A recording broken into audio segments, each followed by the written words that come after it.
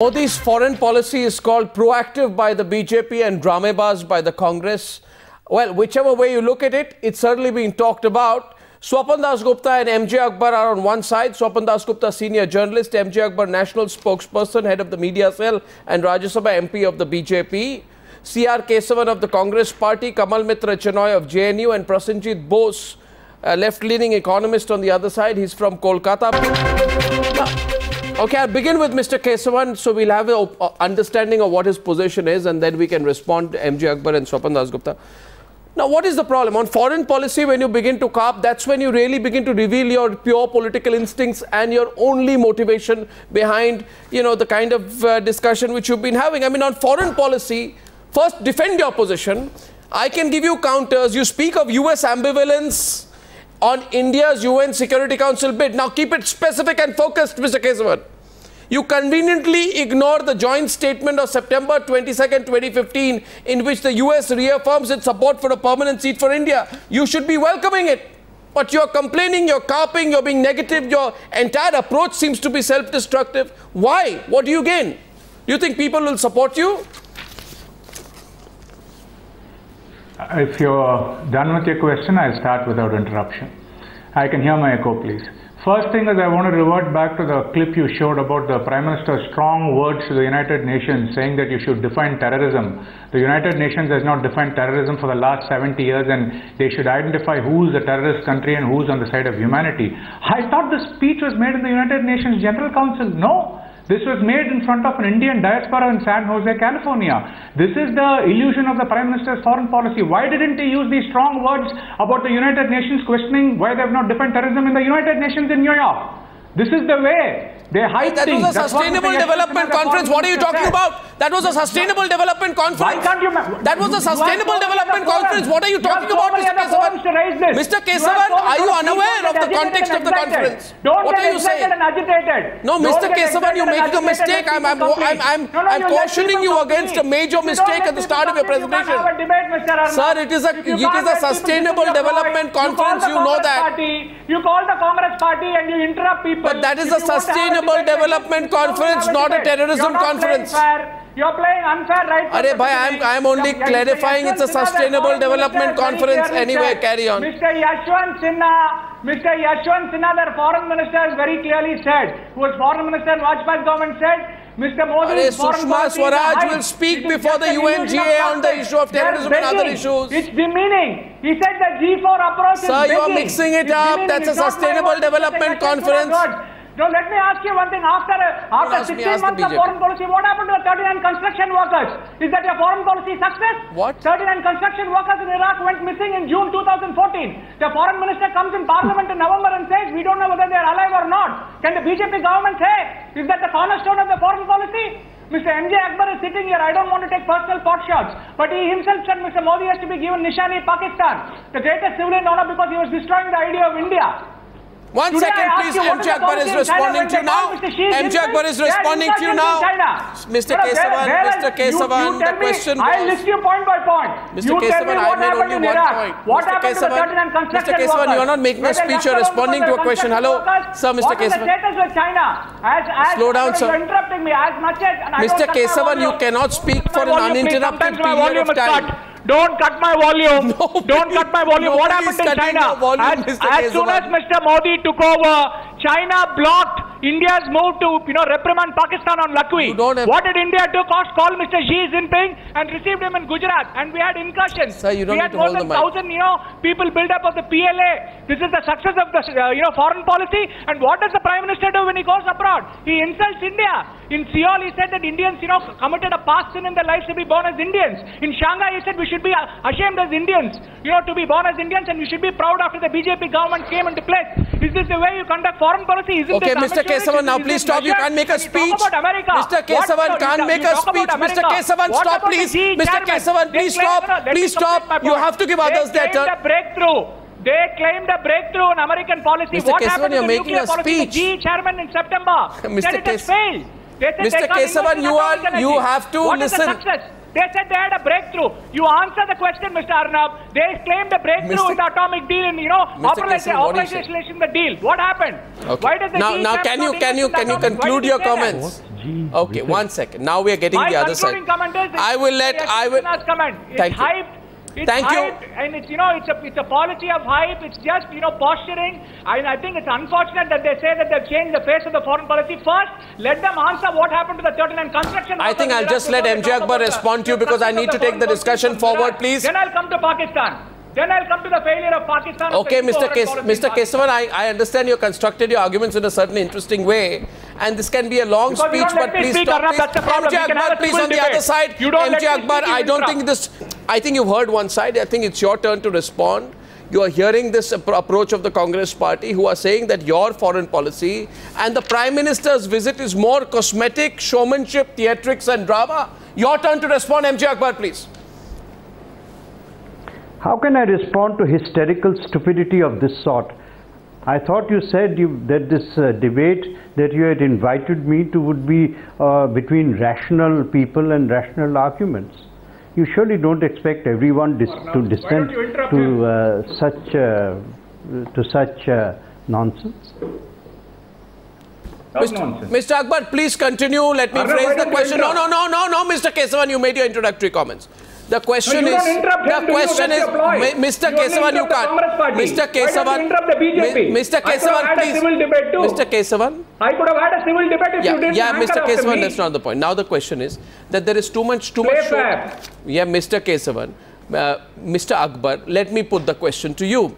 The Congress party says that there are shortcomings of the foreign policy achievement of this government in real terms, which the Prime Minister is covering up with a lot of showmanship, theatrics and drama. Would you please respond to that, please?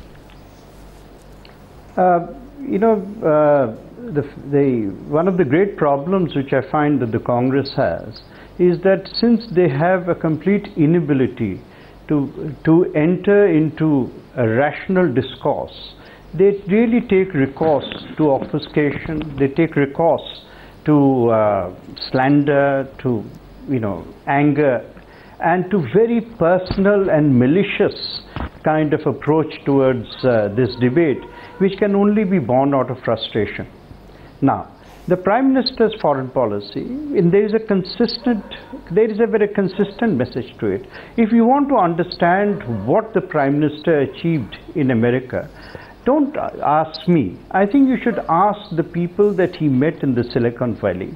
Mark Zuckerberg, Tim Cook, Nadella, Pichai. These are minds which have not only provided leadership, intellectual leadership, they have provided ideas, they have changed the world. And they have now meeting with a leader who also understands the future and how it is.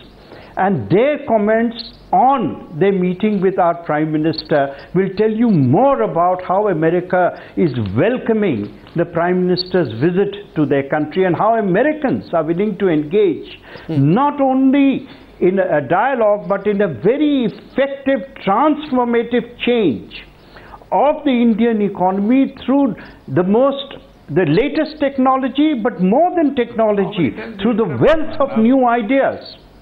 This is there, Arnab, in this morning's Times of India. You belong to the group, therefore I'm mentioning the Times of India. You see the headlines and the quotes there. And then you can see exactly how the foundations have been laid for a great future by which, whether it is on climate change, whether it is on technology, whether it is in security, the Prime Minister consistently and always has the interests of the poor in mind, has development as a key consistent theme, and with development he addresses terrorism because he knows that prosperity is not possible without peace. Okay. So peace and prosperity are the fulcrum and the basis. There are three other panelists, many of whom also contradict this. Prasenjit is coming in. Prasenjit, please. Prasenjit. You see, the argument is Prasenjit that MJ Akbar puts, and Prasenjit is Swapan Dasgupta. I want you to come in on this point. The point they're putting is how many heads of state are having a town hall with the CEO of Facebook?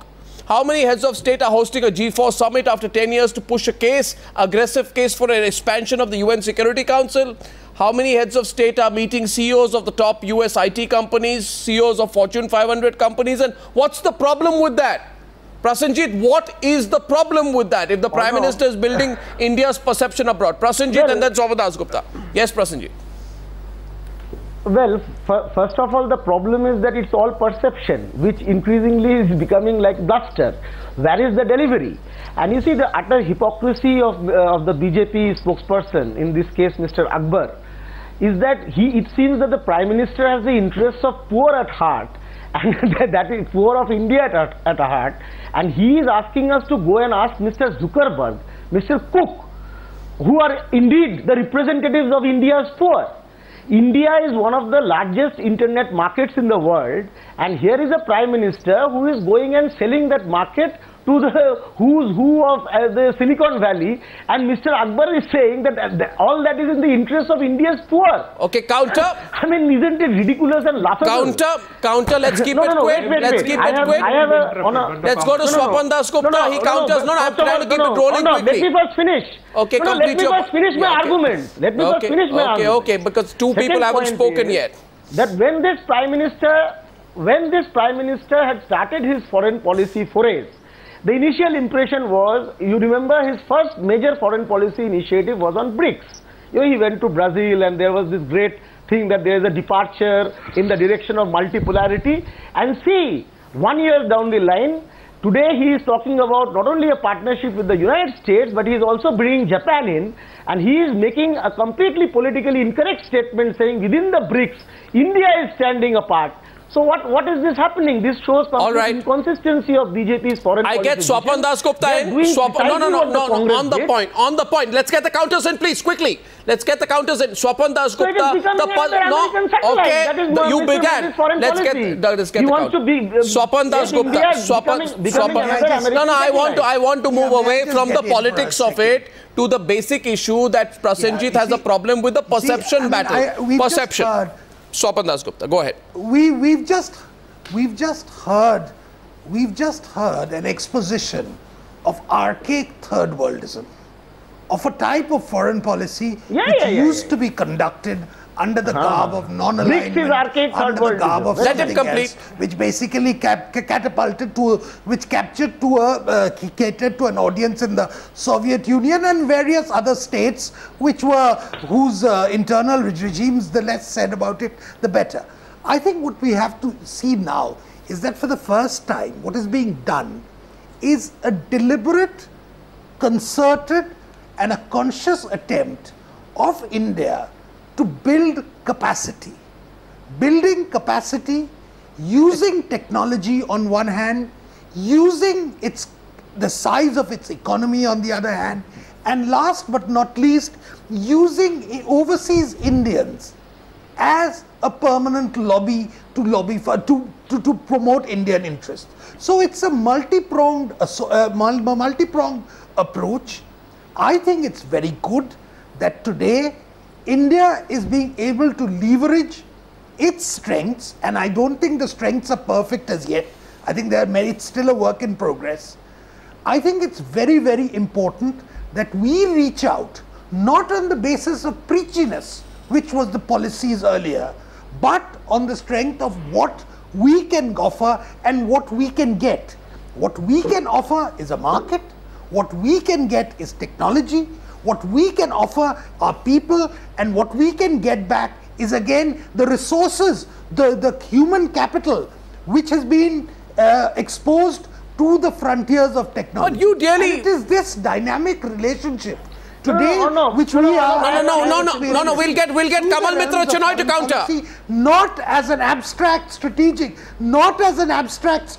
game, but Arnab, as to what is in the national enlightened self-interest. Okay. So Swapan Dasgupta, I won't. No. Much as I like to lock horns always with Swapan Dasgupta, and I'm very tempted to. Because I'm very tempted to ask Swapan Dasgupta whether this is a unique achievement of the last 15 months and whether this has never been done before. His use of the words, notice his words, archaic. No, Prasenjit. It's not. Prasenjit, I want Professor Chenoy to come in, then I open the debate. Different. The context is different. No, I get Professor Chenoy to come in, then we open the debate. MJ can also come back. The point is he used the word archaic. Third wordism, out of touch. I'd like to remind Swapan Go ahead. that BRICS, in its composition, has China and Russia. They're not third world countries. They're not non-aligned. And the Prime Minister has gone a step further in his quest for I was referring to the intervention of Mr. Prasenjit Bose. You are flying your own kites. But nonetheless, BRICS was the first issue discussed, and it is not by any means even a developing country or third world country group. Secondly, the Prime Minister, I think, has made a serious mistake by putting 4 countries in a panel for the UN Security Council: Japan, Germany, Brazil, India. No one from West Asia, no one from Africa, and this I don't think is going to fly. And Obama's term is coming to an end. There'll be a new president when this is decided. I think there is some need for retooling the foreign policy to say that it was just a tamasha, corruption, all is wrong. But I'd like to make 2 observations. Number one, yes, there were lots of Indians at San Jose. Yeah. There were congressmen and a congresswoman, but there wasn't a single senator. And the Senate, you know, controls the American Congress. Secondly, Mr. Modi made a statement which has left me a bit perplexed, so I'd like you to explain it to me. He said the Prime Ministers of the last 40 years have not been able to do what he has done in 100 days. Fair.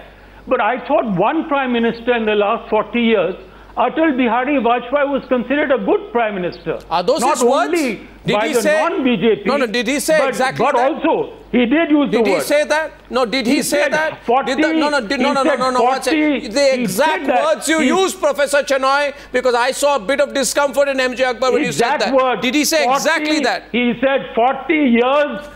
Exactly, he contrasted 40 years to his 100 days. And I don't think he realized that 40 years which is used before includes Vajpayee. Okay, on that point, 2 points come up here, MJ Akbar, you need to respond to. One, too much attempt at building perception can be counterproductive. That's point number 1, MJ Akbar, which has been made here. And second point is too much of a self-congratulatory tone. Should the government of India be so self-congratulatory, especially on foreign soil? MJ Akbar's turn to respond. This debate is going on interestingly. MJ. Well, I would first like to make a point about which I think Prasenjit said. At least Prasenjit makes his arguments and his case with some reason, with some debating skills. He doesn't scream and shout like. Oh, please don't be condescending, Mr. Akbar. We don't need patronage from you. We don't need patronage. Okay, pull back. We don't need. Continue. Okay, heard you. Continue. Mr. Kesavan, let him continue, please. Yeah, go ahead. Because you interrupt Arnab. Yeah. Sorry, am I now? Do I have the floor? Or I still have. You have the floor, sir. Please continue. Yeah, as long as you don't make personal comments, because it can be reciprocated in the same. Mr. Kesavan, come on, let's focus on the content of the debate, Mr. Kesavan. Yes, please, go ahead. I tell you, I didn't mention anyone. Why do some people feel guilty? Okay, this is a sideshow now. Now we need to go into the real meat of the debate. He's responding to Mr. Prasenjit. The point that I was making... Mr. Kesavan, please. Yeah. The point I was making in response to Prasenjit's argument is criticism that the technology heads and Zuckerberg and company cannot really represent or cannot be trusted with helping the Indian poor. I would just like to refer to an agreement made with Microsoft, in which they are going to provide and help to provide low-cost technology to 500,000 areas in rural India. Now, this is exactly the kind of investment, and this is exactly the kind of need fulfillment that our country requires. This is exactly what we mean when the Prime Minister when he talks of making India truly a digital space, where the great advances in modern technology can be used for the benefit of those who are what we call the undernourished. Okay, MJ. His examples that he gives examples of fishermen, Arnab. he gives examples of farmers, and how they have used technology and how they are going to be, make technology available to them to help them actually become economically far more prosperous. Okay, we're getting counters. First Prasenjit, then Mr. Kesavan, please. Yes, Prasenjit, go ahead. Well, I think that, Mr. Akbar, given the kind of knowledgeable person he is, must be aware of the fact that recently under this government, we had the findings of the socio-economic and caste census, which shows that over 50% of rural India is still either illiterate or they have studied only up till primary. So you are talking about Microsoft hand-holding the rural India out of, underdevelopment. Yes. Whereas this Modi government domestically is cutting public investment in education, in healthcare and so on. I think, sir, that you are relying upon an this trickle-down economic model which has failed everywhere. If you think that Microsoft and Google and Facebook, they are going to bring in rural prosperity, what I really dislike is that you say what is the fact. You have gone to the United States, you want to sell India's urban, social network using middle class to the American big digital corporations, fine, you do it. But don't invoke rural communities and usher in all those. All right, we have limited time. We need to go to the other issues, please. That is appeal number one. Okay. Number two is both Mr. Akbar and Mr. Dasgupta are unable to concretely state how exactly India benefits, how much investment, how many jobs. Please come. When Obama point made, Prasenjit. Going to get 50,000 jobs. Prasenjit, I'll let Mr. Dasgupta take that. I'll let Mr. Dasgupta take that. I'll let Mr. Dasgupta, you're throwing a question back at him. You're throwing a question back at him because he described your views as archaic some time back. Where is the specific benefit, Swapan Dasgupta? That's Prasenjit's point. Beyond perception, what is the specific benefit? Today we are talking about foreign policy. Today we are talking about foreign policy. We are talking about foreign policy as foreign policy is not about exactly specifying how many jobs are you going to create. A foreign policy is an approach which basically to sell to the world the enabling conditions whereby India can attract investment. Now, how much investment is going to come in? How much of the promised investment is going to come in? How many jobs? I cannot answer because I am not an economist. I am not privy to all those month-by-month reports. It's all bluster. You're proving my point. Important thing. It is all claims. Because Mr. Bose, you see, the point is there is a thing at a level of discussion. If you are going to boil down everything to the question of, look, why do we need technology?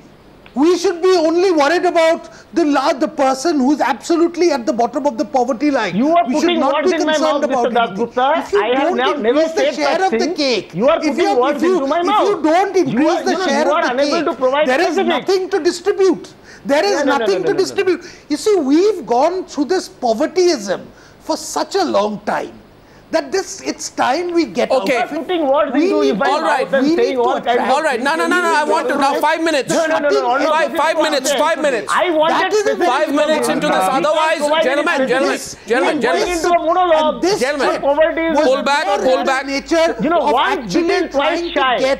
You promised now pull back, gentlemen. Pull back, let me moderate this. Okay, Prasenjit, you made your point. Swapan Dasgupta, you made yours.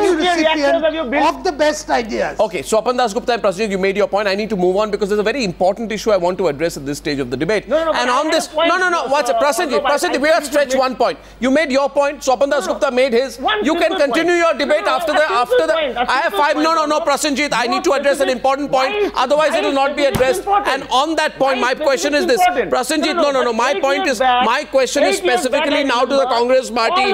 And my question to the Congress party is this. My question to the Congress party is this, that to Mr. Kesavan. My question to the Congress party is this. Prasenjit, I don't want to speak over you. Prasenjit, I don't want to speak over you. Allow me to articulate my question to the Congress party, please. Mr. Kesavan, I saw an interesting observation. This MJ can respond and so can Kamal Mitra Chenoy. Anand Sharma said it is an insult to the host country if the Prime Minister of a visiting nation addresses big rallies. If you heard his press conference, he said it is an insult to the host country if the Prime Minister addresses big rallies, visiting nation. He said if the British Prime Minister was to hold a big rally, a lot of people would come, a lot of people of British origin there. You saw that part. He said he said the Chinese Premier now wants to hold a rally, a lot of Chinese people will come. What kind of argument is this? Please prove to me tonight. And on this, MJ will respond that it's an insult. As a foreign policy, it's an insult to the host nation if a Prime Minister of a visiting nation holds big rallies. Arnab, I've just looked at the way you dealt with other panelists. Mr. J Akbar had some. Everybody is speaking, but you spoke for the longest. Carry on. That is because you only interrupt when the Congress party speaks. That is let's not waste time. Let's go to the point. Completely exposed today. Let's go to the point. See, look at what you're doing Kesavan, now. Look at yourself. Mr. Kesavan, please, I'm asking you a question. Again, you're making a speech. You start What's shouting, my question? So Everyone's answering the question. You're not. When the others speak, there is no interruption. Look at what you're doing. Observe yourself. Please observe yourself kindly. Without condescension and patronage, I'm telling you, observe yourself. When everybody spoke, you never interrupted. Mr. Kesavan, everybody had a peaceful way of expressing their arguments. Everybody was calm. You're wasting time had their say. But when the Communist Party speaks, you start hollering. No, Mr. Kesavan, you're wasting time now. Please continue. That is very unfortunate. If you're Mr. Kesavan, I have 3 minutes left on the debate. I am requesting you one more time to answer the question. I am as politely and in as specific a way asking you. Of interrupting every time we speak, and there is no point in having an argument. And I have asked many questions in the beginning of the debate. I don't know. Even if my volume is turned down, my mic is heard, I'm speaking. And I've asked certain questions, I have not gotten answers because you shouted and interrupted me. I'll repeat those questions on foreign policy. I want to know from the BJP government, what happened? No, I don't understand this strategy. What happened to What is the strategy? I am asking you a question which you are completely well hearing. What happened to the 39 construction workers? Swapan Dasgupta. What happened to the 39 construction workers? I don't know what's going on here. Swapan Dasgupta. You said you have succeeded in foreign policy. Again, I'm being interrupted. No, you're not being interrupted. Being asked a question is not. I'm asking you a question. 39 construction workers are missing. Swapan is saying something. No, I'm not. Why are you reading from a script? We are talking about the visit to the United States. Mr. Kesavan, you wouldn't even make a warm-up speaker for a student union election. Foreign policy was successful. You wouldn't even make a warm-up speaker in a student election. You're so amateurish. You're so amateurish. Because we don't receive answers. The questions will be asked again and again until you give answers. You claimed a success in Operation. Please go beyond your nuclear deal. The GE chairman has said no, nothing is being invested in India. Please go beyond your script. Where is the breakthrough? It's a jumla. Again, it's a jumla. And when you talked about insulting Arnab, I'll tell you. Again, keywords. Because you go ahead and insult the Indians abroad.